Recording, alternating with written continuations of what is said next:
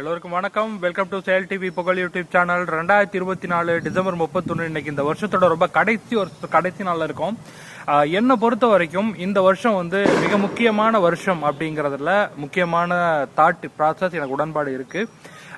என்னை பொறுத்த வரைக்கும் தமிழ் சினிமாவில் 240 படங்களுக்கு மேல வெளியாகி அதுல ஒரு குறிப்பிட்ட ஒரு 7-8 படங்கள், ஒரு 10 படங்கள், ஒரு 7% படங்கள் மட்டுமே தான் வெற்றி பெற்று இருக்குங்க. அதுல the greatest of all time, Amaran, அப்புறம் லப்பர் பந்து, மகாராஜா, விடுதலை 2, இது மாதிரியான படங்களை சொல்லலாம். இந்த 5 படங்களுமே ரொம்ப அற்புதமாவே இருந்துச்சுன்னு தான் நான் சொல்லுவேன். அப்புறம் ஸ்டார், பிளட்டி பெக்கர், கவினுக்கு இந்த வருஷம் சிறப்பாகவே இருந்துச்சுன்னு தான் நான் சொல்லுவேன். என்னை பொறுத்தவரை தமிழ் சினிமாவுடைய தரம் குறைந்து விட்டதோ, தமிழ் சினிமாவில் நல்ல தரமான திரைக்கதைகள் வருவதற்கான வாய்ப்புகள் குறைந்து விட்டதோ என்பதை நாம் ஏற்றுக்கொண்டுதான் ஆக வேண்டும்.